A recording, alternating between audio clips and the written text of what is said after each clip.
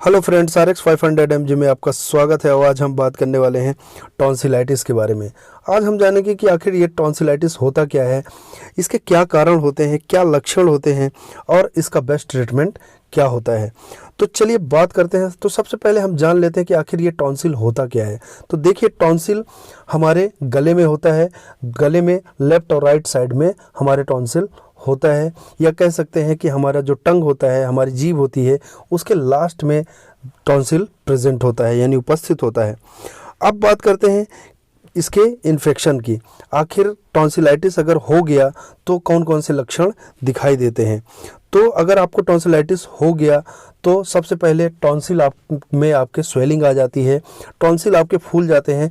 कभी आप मुंह खोलकर आईने में देखेंगे तो आपकी जीभ में पीछे की तरफ दो बड़े बड़े स्वेलिंग वाले हिस्से लेफ्ट और राइट साइड में दिखेंगे, उसी को टॉन्सिल बोला जाता है। और उनके में स्वेलिंग आ जाती है, इसलिए उनको टॉन्सिलाइटिस बोला जाता है। उसके साथ साथ एक घंटी जैसी लटकती हुई चीज़ दिखती है, उसको उविला बोला जाता है, उसमें भी हल्का इन्फेक्शन हो जाता है। जब आपको टॉन्सिलाइटिस हो जाता है तो आपको कोई भी चीज़ खाने में या पीने में निगलने में बहुत ज़्यादा परेशानी होती है। इसके साथ साथ आपको बहुत ज़्यादा पेन होता है।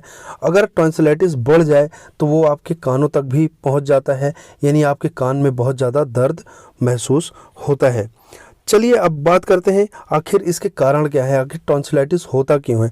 तो देखिए, टॉन्सिलाइटिस के जो मेन कारण है वो है बैक्टीरियल इन्फेक्शन, वायरल इन्फेक्शन या फिर कोल्ड की वजह से आपको टॉन्सिलाइटिस की प्रॉब्लम होती है। तो चलिए अब बात करते हैं इसके ट्रीटमेंट की, कि इसका ट्रीटमेंट में हम कौन कौन सी मेडिसिन का यूज़ करते हैं। सबसे पहली टैबलेट है वो है कैलपॉल 500। कैलपॉल 500 टैबलेट ये आपको दर्द से और उसकी टॉन्सिलाइटिस की वजह से अगर आपको फीवर आ रहा है तो उसको कम करेगा, आपके दर्द को कम करेगा। अगर आपको कोल्ड की वजह से भी टॉन्सिलाइटिस है, अगर आपको सर्दी जुकाम है, तो उसकी जगह पे आप कैलपॉल 500 की जगह पे आप सिनारेस्ट टैबलेट ले सकते हैं। इसको आपको दिन में 2 बार लेना है, मिनिमम 3 डेज़ और मैक्सिमम 5 डेज़, यानी कम से कम 3 दिनों तक और अधिकतम 5 दिनों तक आपको सिनारेस्ट टैबलेट लेनी ही है। या फिर अगर आप कैलपॉल ले रहे हैं, अगर नॉर्मल सिर्फ टॉन्सिलाइटिस बस अगर आपको है, तो सिर्फ आप कैलपॉल 500 ले सकते हैं। इसको दिन में 2 या 2 से 3 बार भी आप ले सकते हैं और 2 से 3 दिनों तक आप इसको ले सकते हैं। इसके बाद अगली जो मेडिसिन है, अगला जो टैबलेट है वो है ऑगमेंटिन डुओ। ऑगमेंटिन डुओ में एमॉक्सिसिलिन 500 होता है और क्लेविनेलिक एसिड होता है जो कि 125 mg होता है। ये बहुत ही अच्छी एंटीबायोटिक होती है, बहुत ही अच्छा इफेक्ट होता है इसका।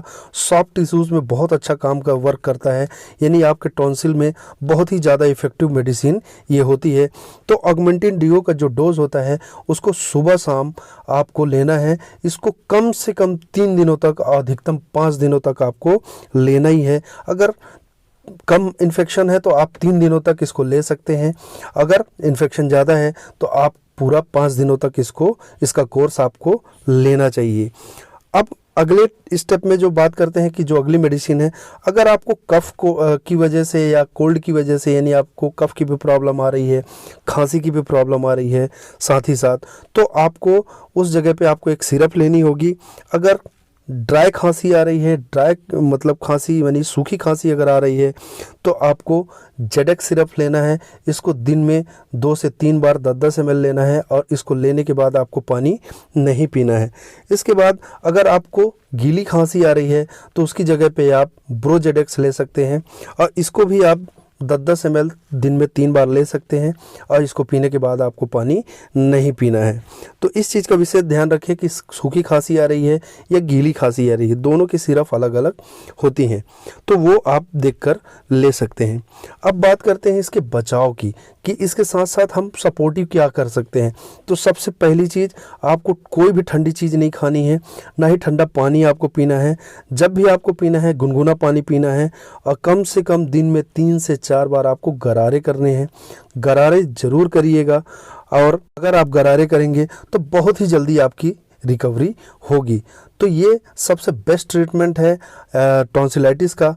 तो आप टॉन्सिलाइटिस से रिलेटेड अगर आपको कोई और जानकारी चाहिए तो आप मुझे कमेंट कर सकते हैं, और ऐसी ही मेडिकल वीडियोस आपको आगे भी मिलती रहें उसके लिए इस चैनल को लाइक करिए, सब्सक्राइब करिए, शेयर करिए और बेल आइकन को दबा दीजिए ताकि आपको न्यू वीडियोस की नोटिफिकेशन आप तक पहुंचती रहें।